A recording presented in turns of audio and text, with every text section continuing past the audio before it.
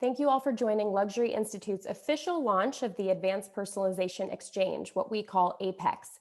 This Glenn exclusive discussion is being recorded and of course will be shared after today's session. The recording will also be available on Luxury Institute's website as well as our YouTube channel tomorrow. If you have any questions, feel free to use the Q&A box located on your screen and we'll address as many questions as we can during the last 15 minutes of the session. Of course, if you'd like to connect privately to ask questions or share any feedback, feel free to contact me directly. Now I'd like to introduce you to our Advanced Personalization Exchange team, Luxury Institute CEO Milton Pedraza and co-founders of DataLucent, Brad Davis and Tim Moynihan. Milton, take it away. Thank you, Katie. First of all, I'd like to say thank you to everyone for joining us today. We're eager to share with you our new APEX platform, our Advanced Personalization Exchange. And I'd like to introduce the founders of the technology upon which this Advanced Personalization Exchange sits, this platform, the engine that drives the APEX platform, Brad Davis and Tim Moynihan. And I'd like to start by asking Brad and Tim to share a little bit about their career journey. They have wonderful, illustrious careers. And then tell us what inspired each of you to create the DataLucent technology. And I'll start with Brad. Thank you, Milton. First, let me say that we're enormously excited to be working with the Luxury Institute around this exciting program. It's a platform that we've been developing for more than 2 years now, and approaching the luxury market with you guys is just fantastic, and we're so excited about the opportunity. So very quickly, my background has been almost exclusively in database consumer marketing. And most of it online. So I started way back in the late 90s before the first .com bubble burst. Worked for a couple of startups that were focused on associating online consumer data with demographic attributes. We built some of the first demographic models of online consumer utilization. And very early on, I got involved with retail marketing applications online. This is when the World Wide Web was first becoming a viable commercial medium. Spent about 10 years thereafter at MasterCard. I was really fortunate to join MasterCard about the same time that they were initiating their consulting division called MasterCard Advisors. And I worked there. I ended up running targeted direct marketing programs with the largest MasterCard brands, utilizing the transaction data warehouse data to build targeting models for initially offline and then almost exclusively online marketing by the end of my career at MasterCard. That was a great opportunity because it allowed me to work across just about every conceivable consumer vertical. And I ended up spending a couple of years around the launch of the MasterCard World Elite portfolios, which were the portfolios that were targeted toward affluent MasterCard cardholders. In the process of doing that, got to work with a lot of luxury brands and run a lot of luxury-focused marketing programs, including in travel and in retail. And so that was also a great experience. I left MasterCard about 2012 and founded an audience platform development company called Archimetrics. We worked with what were called at the time online consumer data exchanges, using online consumer data to build audiences for ad tech applications. And we worked across just about every consumer vertical. That was a great experience because at that point, ad tech was really booming. There wasn't much really data fraud in the marketplace. Everything was very clean. That company worked out well. It ended up getting acquired by a company in New York called MediaMath. They're a large demand side platform. In fact, they're credited with inventing programmatic advertising. Stayed there for a couple of years and then left, and with Tim Moynihan founded DataLucent. And DataLucent will get into exactly how our platform functions, but essentially the way it works is we work with brands to leverage their rewards platforms and to provide incentives to consumers in return for sharing social media and other consumer network data. So again, we're really excited to be working with you and looking forward to the webinar today. Thank you, Brad. Tim? tell us a little bit about your background and the inspiration for DataLucent. Sure. Thanks, Milton. So I'm a data licensing attorney by trade.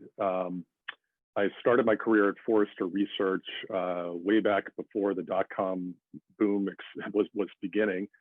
I was about employee number 50 there, and just kind of got hired and never left. Worked my way up to corporate counsel, worked on their M&A teams, did major product launches for them in the data business, and eventually ended up as general counsel and a member of the executive team. Once I completed that phase, I decided I wanted to do something more entrepreneurial, and I launched Moynihan Partners, which is a boutique corporate and intellectual property law firm based in Cambridge, Massachusetts. And we work mostly with venture-backed startups mostly in kind of the similar space as Forrester, market research, data licensing type of companies, and did that for about 15 years, still have it running today. We represent emerging companies, but also some bigger market research firms like the Yankee Group, Cambridge Energy Research. And eventually, as a part of that, I decided that, sorry, my dog is in the background here. I get very, so as my career went on, I got very interested in distributed systems and noticed that data and data licensing was moving out to the edge of the ecosystem. That got me very interested in cryptocurrencies and Bitcoin. And I was invited to join a group at the Berkman Center at Harvard Law that was looking at how these new systems were going to impact legal services and contracting and licensing in particular. And that was kind of the original inspiration for the DataLucent model, which was to move data licensing away from centralized silos and into the hands of consumers where I think it's much better protected and much more compliant with new regulations like GDPR and CCPA. As I was kind of in that world, I felt that the cryptocurrency solutions were really too heavy and difficult to implement. And that's what led to the idea behind DataLucent, which is really just using existing legal norms like copyright and licensing and applying them to individuals as opposed to companies. And when you do that, you open up all sorts of new pathways to access the data on behalf of brands, but also to empower the consumers to get rewarded for the data that they actually generate. Thank you, Brad and Tim. Thank you. So, Brad, in very simple terms, just describe the benefits of DataLucent for consumers, and then describe the benefits of DataLucent for brands. Remember, folks, that the APX platform is powered by DataLucent. So, Brad, just a quickie. The benefits for the consumer are really quite profound. Right now, consumers are largely disintermediated from data relationships with brands. Those are all moderated by large companies like Facebook or Twitter or Google or Axiom or Nielsen or other data-oriented companies that collect data, quote, on behalf of consumers and then repackage and sell that data to brands. And so brands, especially brands that haven't, developed direct retail relationships with consumers, have historically worked with these intermediary companies. So what DataLucent does is, in a kind of a novel way, in a very novel way, it brings the consumer into that value chain, into the data value chain, and allows them to control and understand how their data is being utilized and to determine exactly which brands they trust, right, to use that data responsibly. So that's the primary value proposition to the consumer. It also compensates them in ways that they can value and understand directly. So when you think about an airline miles scenario, consumers have a very good understanding of the value of airline miles to them. Whereas something like a cryptocurrency or other kinds of micro payments in return for access to their data is something that's very difficult for them to value. There's also there's also a nice space between the value that a brand puts on a point or an airline mile and the value the consumer puts on that same benefit. And so there's the ability to leverage consumers into sharing data in a way that is predicated on benefits that they truly understand and are comfortable with. And then on the brand side, it allows brands to build a direct data relationship with consumers, to market to them, to understand their patterns of behavior, to utilize social media and transaction network data in a way that's never before been possible. All that data has historically been very tightly siloed and controlled by the social media networks. And the notion that a consumer, by virtue of US regulation and European regulation, has direct access to that information, and that the social media networks make it very, very straightforward for consumers to access not only data that they've created and say posted directly on Facebook or tweeted through the Twitter platform, but also all the metadata, all the marketing information that the networks themselves have spent billions of dollars compiling, segments that you're in, advertising you've responded to, the kinds of marketing information that they believe, that the networks believe is most pertinent to you. All that information is part of the data asset that consumers can download directly and historically. So if I go to my Facebook account, I can download my entire historical relationship with Facebook, everything I've ever posted, everything that Facebook has ever sent me in terms of advertising. I can do the same for Google and for Twitter. All my Amazon data is available. And the only thing that we've done that's really kind of unique is we figured out a way to incent consumers to go and acquire that data directly and to share it with the brands that they trust. So in a nutshell, that's our business model and value proposition to brands and consumers. Thank you, Brad. And I was speaking to a CEO today, and he said to me, and we can stop wasting consumers' times with irrelevant offers, right? Well, I think that's right. I mean, that's been Shangri-La for a long time. It hasn't come to pass. I think bringing consumers into the equation in this way is probably the first opportunity we have to do that in a profound way. I mean, look, the social media networks have, for the last 10 years, have had exclusive control of this data.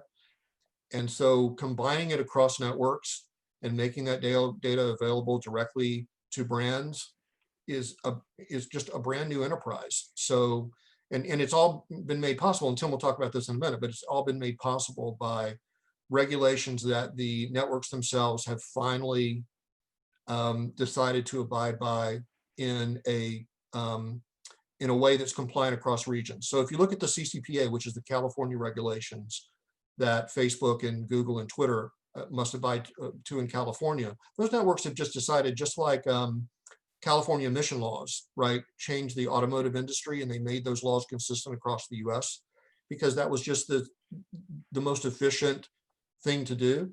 Exactly the same thing has happened and is happening across these social media networks, where they're simply making the data available and doing it in a very open and transparent way for the first time. Thank you. So Tim, tell us a little bit about the technology. Tell us, maybe the way to approach it is to say, what are reasons to believe that consumers should have so they can trust the data lucent technology? And what are the reasons to believe that the brands should trust the data lucent technology? Yeah, so we've designed our system from day one to be GDPR compliant, because we believe that GDPR is the strictest privacy regulation globally. And like Brad said, all jurisdictions are going to start moving toward that standard just because it's easier to comply with the gold standard. So with that in mind, from our front end to our back end, everything is built with GDPR compliance in mind.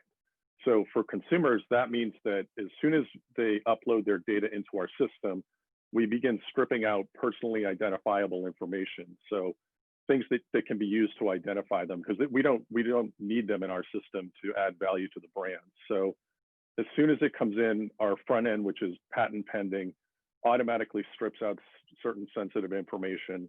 It goes into what we call our data lake, where we create individual personal data stores for each consumer. So it's kind of just a mini database for each consumer where they put these files, and they're completely separate. So there's no centralized honeypot if someone were to try to attack the system, because each individual is separate. We then aggregate all the data, anonymize it, and encrypt it, so that once the brands start to use it to develop insights and to learn about their customers, it's highly secure and safe. They don't know whose data they're looking at. They're just looking at aggregated data.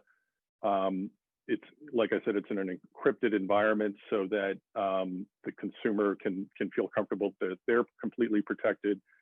And what's really great about it for the brands is, as opposed to having to build a giant internal database that you control and are responsible for securing, you can access our data, not carry that risk, and still get, we think, better insights, because it's the aggregated social media network data than you would if you were have to, collect and secure that all on your own. So for consumers, we have a front-end technology that makes them anonymous and safe. And for brands, we have a back-end technology that allows them to get insights in a very secure and low-risk fashion. So I'll ask it this way. What is to prevent competitors from coming in and copying your technology and your security protections? Yeah, so the front end is patent pending. And so I think of our tech as there's kind of three buckets. There's the front end, which is the tool that connects with the consumers and allows them to upload the file. That we're protecting. It's, like I said, it's patent pending. There's the schemas that we create inside of our data lake, which we consider highly proprietary trade secrets that we don't release to the public, protect them as trade secrets. That's what gets the data into, and Brad can talk more about this, into usable formats that generate valuable insights. And then there's the back end where the brands are able to access it. Again, that's in order the tools that we use to generate insights are trade secret tools and highly protected and proprietary. Okay, thank you, gentlemen. I wanted you to give us that initial background context. And now I'm going to share with you all a series of slides, 5 or 6 slides, that I think will give you pictorial views of what we're talking about. And of course, one of the reasons why we're sharing all of this with you, besides sharing knowledge, is to, as Glenn members, as Global Luxury Expert members, we would love for you to refer this. And as you know, we provide a 10% referral fee for the first year's gross revenue. So let me share now a little bit more of what we're talking about. When you look at APEX, it is data as a service. You all know software as a service from Microsoft Office. This is data as a service, and it creates ultra high value for both brands and consumers. So from the point of view of individuals, APEX empowers them to legally access and then license their data to brands for rewards and benefits. We don't believe cash will be exchanged here. It'll be rewards and benefits, and we'll talk about that in a second, in a legal, a secure, transparent, completely transparent process that is privacy compliant across all geographies.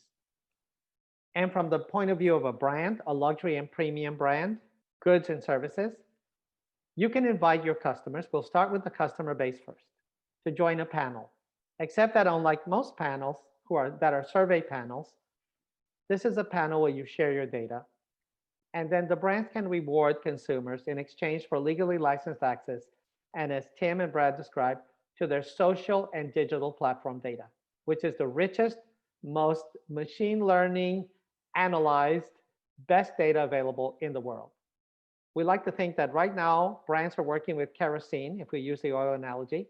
It's not even gasoline. It's not even jet fuel. What we're offering up is rocket fuel.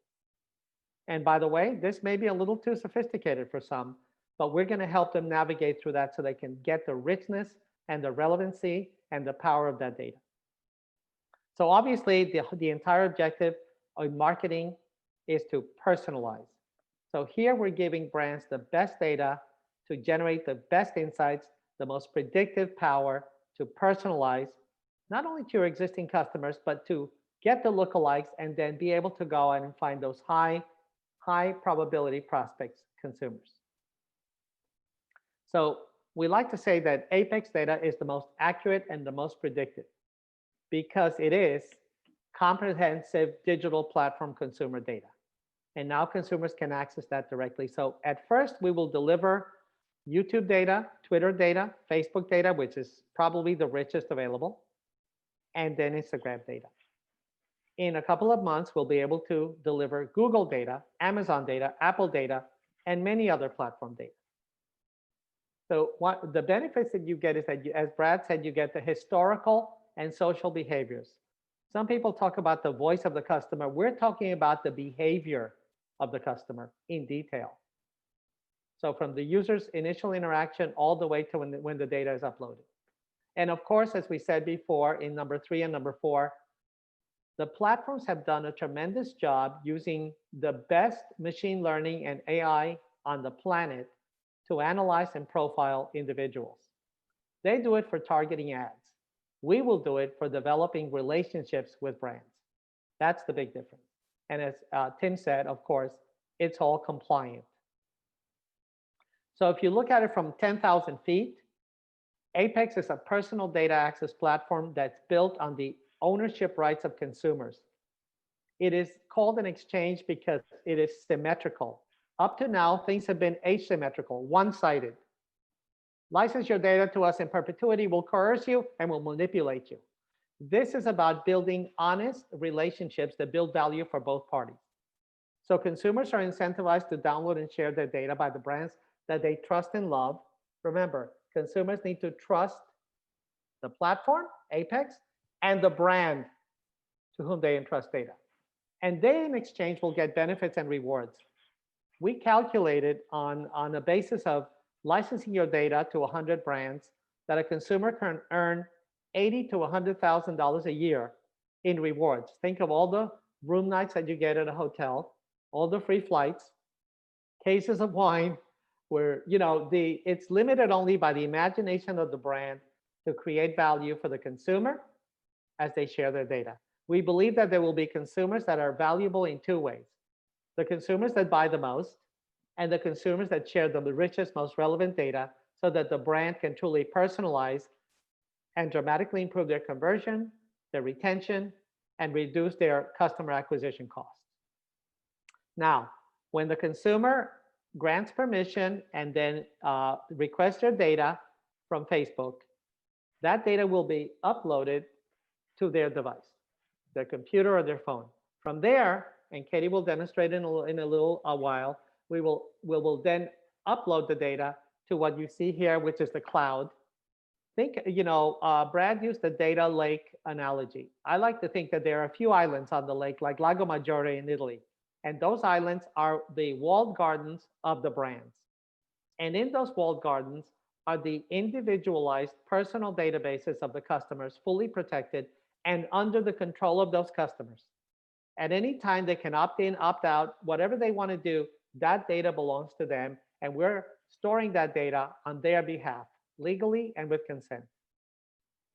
Then what we can do is, once that data is there for the brand, is to generate the insights, the consumer insight report, and the most accurate and predictive audience segments on the planet.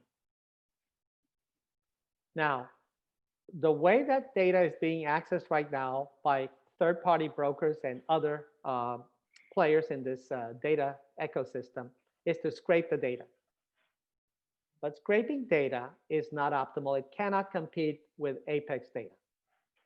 And I'll tell you why. Because scraped data is not compliant. Neither you nor I have granted permission to anyone to scrape our data off the internet. Soon, we believe it will become illegal. Right now, it's questionable, but certainly it's not ethical. And at the same time, the scraped data is limited because it's only the veneer. It's only what's on the internet. You never get the depth and the breadth of what's inside Facebook or Amazon or Google. Now, the platforms through network API processes provide data to some of the top institutions that work with them. But even that data, while it's fully compliant, is highly limited.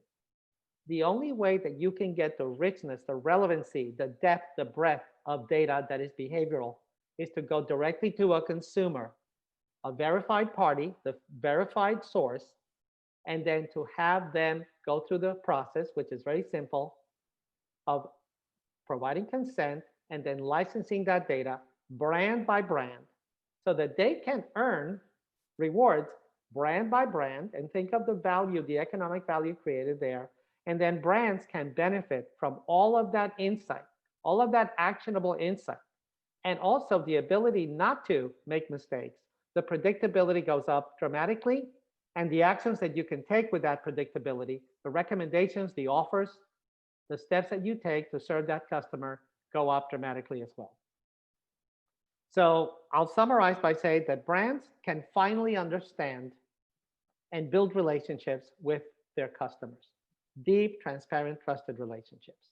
You can engage high-value consumers and track their social media behaviors throughout the customer journey. You can build current, complete, predictive profiles of customers and prospects with their consent.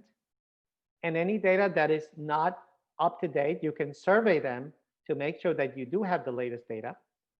You can connect those customer profiles to surveys, transactions, demographics, any third-party data, basically create a much richer profile of your customer in the CRM database. And of course, you can create lookalike models so that you can now go after in an ethical way, finding those prospects who have a high probability to embrace and purchase from your brand. So improved personalization, conversion, retention rates, we like to say even referral rates, and reducing acquisition costs. So now, Katie, if you can demonstrate a little bit about how that happens. Sure. So as we say, it's as simple as this. So from your app, from an email that is sent to either a prospect or customer, they would click Start Now. They can either log in with their Twitter or their Facebook. Of course, in this example, we're going to be showing you Facebook.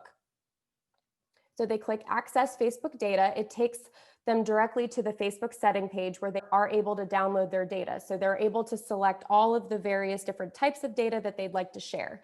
Under Request a Copy, they click the format and they change the format to JSON, and then click the media quality and change it from high to low, simply just to make a download faster.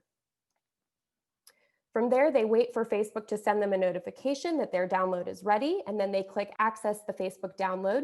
And then from here, you click Tap to Upload, and this goes directly to the APX server. From there, then we ask them a few additional questions. They click Submit. And then from there, they're notified that they're now part of the customer panel, and they should be receiving their benefit or the reward in the next 24 to 48 hours. Thank you, Katie. So I'm going to hand it back over to you, Katie. Sure. So thank you all. If you all have any questions, please feel free to submit them in the Q&A box. We did have a question previously, but if Brad and Tim, if you could just clarify, where is this platform available? Is it global? What about Asia? If you could tell us a little bit about where this is available now. That's a good question, and I was gonna jump in and add something about the global nature of social media data. So if anyone who has worked internationally and across markets understands that regions have very different consumer data infrastructures. Some are very sophisticated, like the US and the UK and parts of Europe. Some are much less sophisticated in South America, in Asia, and Eastern Europe, and so on. Social media data represents, at this point in time, the only consistent, uniform source of consumer information that's global. So what this allows brands to do is build an understanding regionally of how consumers differ, and to use the same kinds of data across regions to make marketing decisions and to build insights about how consumers function regionally, both what they have in common and what distinguishes them. It also allows them to do market analysis, so that if they're looking to go into a new market, where are my consumers? How do they look like? You know, how do folks in Madrid differ from folks in Barcelona, or folks in Paris, or folks in London, or folks in New York? All those questions are inherent in social media data because it's truly uniform across markets. Now, that said, different countries regulate consumer data in different ways, as we all know. So with respect to Asia, there are some markets in Asia where access to the data is very transparent, very open. There are many markets in Asia where that is not true. And there are social media platforms that are very tightly controlled in some Asian regions. That doesn't mean that in the near future, we and other companies won't be able to access that information, but it's not near as straightforward as it is in, let's say, Western regions. And Brad, what about Canada? Oh yes, no, Canada is absolutely, Canada is like, I don't want to put, I hope there aren't Canadians on here, I'm going to insult, but it's really like a 51st state when it comes to the regulatory environment under which we function in the US. Great. And if they were the 51st state, I would say, Brad, the best state we would have. And I'm not going to get political. No, that's okay. Listen, a lot of people would agree with you right now. And so, Katie, why don't you just curate the rest of the questions, please? Sure. So we have some great questions coming in. So first, is there an opportunity for retailers to use the technology offline and in store? There are options for collecting data online, but not as much offline, losing millions by not being able to capture data when customers are in the store. Brad, do you want to handle that one? Yes, sure. That's a fantastic question. So last year we did a very large program with a major alcohol brand. And in the process of that engagement, we leveraged their activation field force in bars and restaurants to recruit consumers to join these brand specific panels. And I think that's an amazing and enormously productive idea, especially for CPGs who don't necessarily have a direct relationship with consumers, but have relationships with distributors, right? And so to the extent that those distributors, whether those are retail distributors, stores, or whether they're online distributors, to the extent that brands have relationships with those channels that allow them to acquire consumers directly through those channels, absolutely. We worked in an SMS environment or a text environment where a consumer would essentially text a short code to a specific address. They would get back a link that launched their mobile browser, took them to a survey, and then finally took them into a process of downloading social media data. So that's a great question. And as long as we can get to a mobile device, which almost all consumers now have and are going to have in venue, right? Then we can recruit immediately across whatever offline channel is appropriate and to the brand. Thank you, Brad. Thank Katie, you, Brad. Next question. So we have a couple of questions coming in that are focused more on what the process is. So what does the onboarding really look like? And that applies to both our Glen members who, let's say, would be referring and really sharing this information with brand leaders, but also from a brand perspective, what does the onboarding process really look like? Okay, go ahead, Brad. No. I was going to say, I'll let Milton talk about branding issues, but certainly our platform is enormously flexible so that whatever look and feel is relevant to a brand, we certainly can completely accommodate that. We really have created what I'm going to refer to, because I think it's just a metaphor that resonates, a gamified process, or a process where, and we work with sports franchises. So for instance, we could build a program for the NFL where the goal of the consumer engagement is to score a touchdown. And there are steps, you can complete a pass, and that's step one. You hand off to a running back, that's step two, all the way through completion of the process. And so that can be tailored to function under any metaphor that is appropriate to a brand. So our platform is very flexible, and Milton, I'll let you fill in your vision of how that might function. No, thank you. And we have a whole process. We have developed a process working with Tim and Brad for onboarding brands and taking them through entire process. Some people had told us, look, this is rocket fuel, but I don't have any astronauts on my team. How can I take advantage of this data. So we will be able to analyze the data, help the brand to be creative about what offers they make, help the brand to then customize and personalize across the entire process. So we'll take them to the whole journey. Some of you have asked about the price. There will be a core fee and a cost per thousand fee, but that will be customized per brand. And any other questions about how our Glen members can refer, maybe we will send you an email with all of the details so that you can understand the process, and we'll make it easy for you to refer. Just send us an email, for example, connecting us to a potential client, and we will, if they sign up, we will give you 10% of the first year's revenues. But we will send you an email with exactly how you can refer and how we can take you through the entire process of introductions.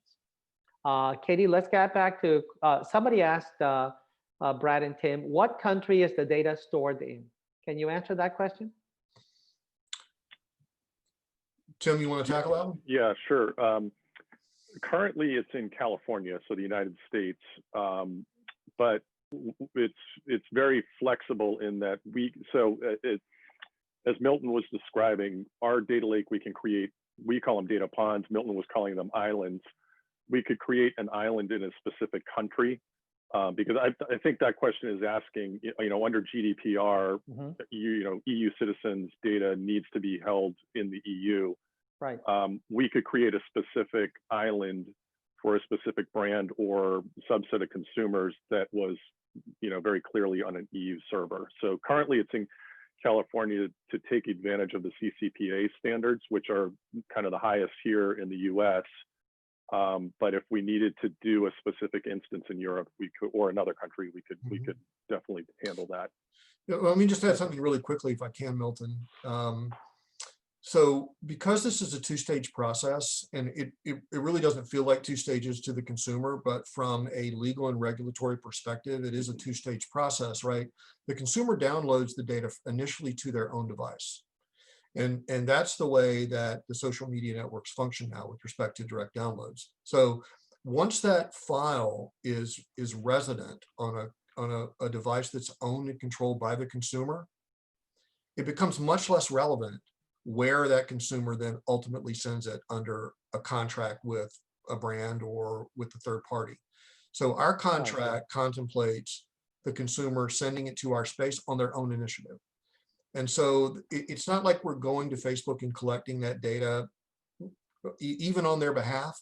They literally transfer the file to us, which means that complications around where the data is ultimately stored are much less profound because we have direct consumer transfer as part of our process. Yeah, with clear consent and an underlying license agreement that supports all of that. Thank you. And I was going to say, Tim and Brad, that one of the reasons why I was so compelled to invest in this company was because they thought of everything from a legal, an ethical, and most importantly, a moral standard. And that was critical to us because we've been looking for 3 years with Katie and our team at many different companies. But some of them were in it for the money, and they were wanting to give cash to the consumer for just extracting their data. And there was nothing that had thought through the legal, and not only the legal existing laws, but what was coming and is coming soon.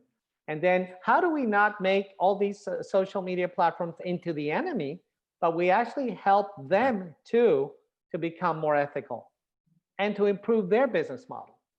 And how do we help them to stop spamming, right? How do we help them to change the ad tech system into something that works for everyone, especially the customer, the consumer? So that was one of our considerations. And that's why when we identified and vetted, and Brad, you were explaining that there's a sports company, and sports companies have tested this. That was the other reason that I saw that this was already tested in big brand environments. That was the other thing that I wanted. So Brad, tell us a little bit about that. I know you can't name the entity, and I know that other leagues are interested because this technology, we are licensing it for premium and luxury, but it is available to all consumer services and products brands. Yeah, that's a great point. So Milton, we look at verticals according to what we call a loyalty quotient between consumers and brands, or in the case of sports, right, fans and leagues or fans and teams. So that loyalty quotient is very high in luxury. That loyalty quotient is very high in sports. And so the longer the relationship, the tighter the relationship between a brand and a consumer, the easier and more compelling it is, right, to provide offers to consumers that make them feel comfortable about sharing this level of information. So sports was a really obvious choice for us. I mean, especially given the impact of COVID on the sports market, the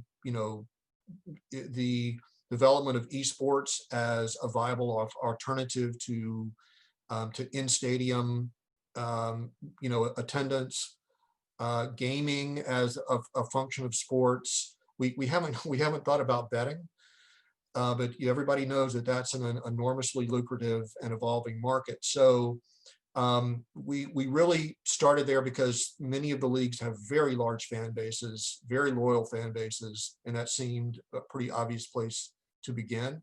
But I really think that luxury is prime for a couple of reasons. Number one is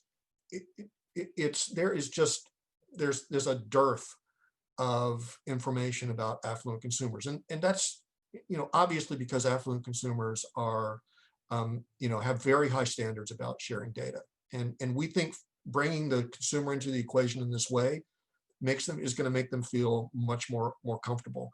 And so that means that we also have an asset that is going to be enormously valuable to the brands, and especially brands with international footprints where they want to use a uniform resource to really understand distinctions and make comparisons about consumers in markets into which they want to expand. Now, sports is also actively expanding internationally. So that's why those two verticals were kind of top of mind for us. And Brad, we had talked before, and maybe you can share a little bit. So the response rates, when a brand sends a campaign such as this for data licensing to their customers, what kind of response rates can we get? And then I'll share a couple of other ideas. Mm-hmm. Well, we were really blown away by response rates. I mean, it's other companies in our space tend to download direct data from social media networks via API, which means that the consumer provides some level of consent, provides a token or credential that then companies use to download data from via APIs. That has limitations that you that you pointed out in that slide that talked about the benefits of the direct download in terms of historical information and all the metadata that comes with that.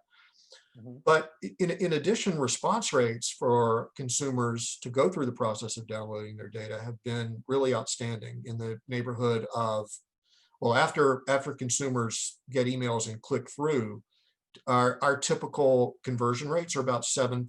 About 7% of the customers who hit the landing page end up sharing their social media files with us.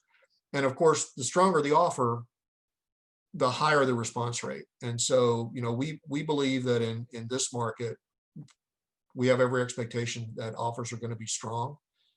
And we believe if we position this correctly, we can get upwards of, double-digit response rates. Thank you, Brad. And one thing I will say is that we hypothesize, and from your experience, but also from our experience and our research, that millennials will be the first generation to take this up at higher rates. But that as brands earn the trust, right, as they are good stewards with those insights, mm-hmm. that consumers of all generations will trust them, will trust us, and trust them through us, because we're also serving the best interest of the consumers and of the brands. Demand and supply are not in conflict, right? They need to get together to make things happen. So we believe that the older generations will join over time. Now, 50% of Gucci, according to the newspaper, the media, is millennials. So we believe that you'll be able to get a great insight about millennials, perhaps at first, at higher rates, and that all generations will want to join over time. And so it's a journey. We don't know what we don't know, but we needed to put a boat in the water, and we didn't want to put a canoe in the water. We wanted to put a battleship in the water, and we believe that this is a battleship. Katie, any more questions? So we have a few more questions with regard to price points and customization. So Glenn members, for those questions, I've written them down and we'll be contacting you directly because of course the pricing does vary based off of the size of the brand and it's all customizable. Yes, and so we'll try to include smaller brands. I see this, but we know that big brands obviously are going to have the resources in the beginning to do this, but over time, I think most brands will be able to participate.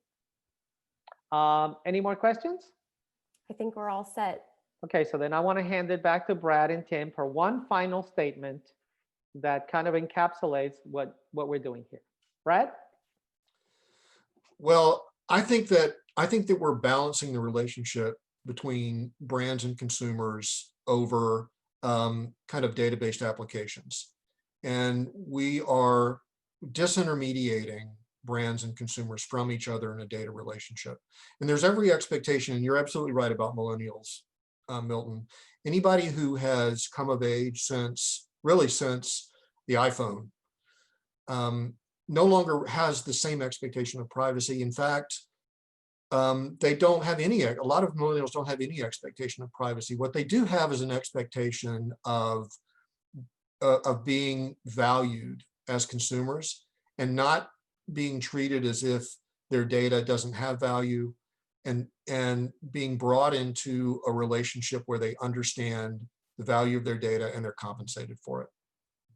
Thank you. Tim?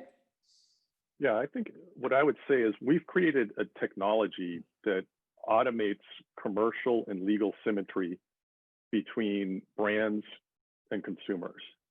And to bring it all the way back to the first question you asked, Milton, what inspired me to kind of start this company, it was actually a Supreme Court case, Citizens United, that said corporations have legal rights just like people. And I said to myself, if that's true, then people have commercial rights just like companies. And what does that mean in the data space? It means that they can take control of their data because they own it.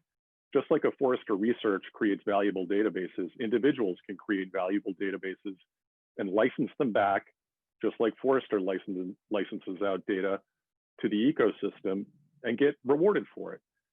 So they just act like a business. And when you treat them that way, you fall under copyright law, you fall under contract law, which are, proven to work for billions of dollars over, hundreds and thousands of years, really.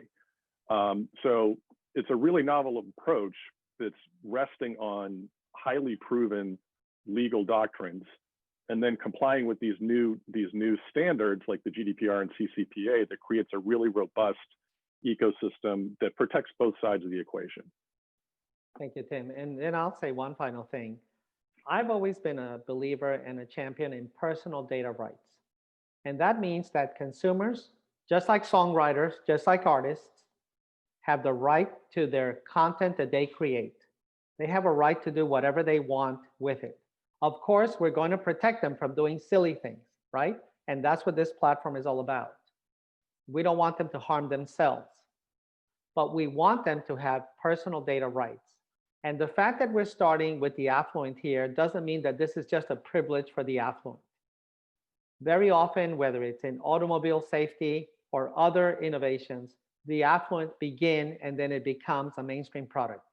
Data Lucent is going to be licensed and be available to all consumers. And we hope someday to be a platform that is also a steward of medical data and financial data and other data, so that all that data that has value can be used by brands to create value back for consumers. And at the same time, consumers can get value for the use of that data and get benefits and get personalization. If I'm someone who has a genetic makeup and I want to license my data to 25 laboratories around the world to create a cure for cancer, then I should be part of the value creation that I get back. I should get value back for that. And whatever value is created in that ecosystem, I, as the originator and the creator of that data, should get value back. So we're excited about the opportunity. It is the beginning of a journey. What I can guarantee you is that whatever we do will be legal, ethical, and moral, and will serve the symmetry of the interest of the consumer and the interest of the brand, because they are not incompatible. Privacy and personalization are completely compatible, and that's what we brought together in this platform. So I want to thank you all. We'll be able to answer all your questions personally and in direct emails. There will be no fee. Someone asked for the consumer. No, there's no fee for the consumer. The consumer gets value. They are providing data as a content product, and so they will get value from that. There will be much more news coming up, and Katie, I'll hand it over to you. Sure. And one final question. Yes, Glenn members, we will be sharing a small deck with you so that you can utilize it to share with your colleagues and clients as well. So of course, any questions you have, please feel free to contact me directly, or you can contact Milton and we'll set up a call. And please feel free to ask any questions, push back, torture test our model, because we really look forward to hearing from you, and we love to improve our process and our product. Thank you all so much. Be safe, and we know your time is precious. So thank you, be well, and goodbye. Thank you, Milton. Thank you.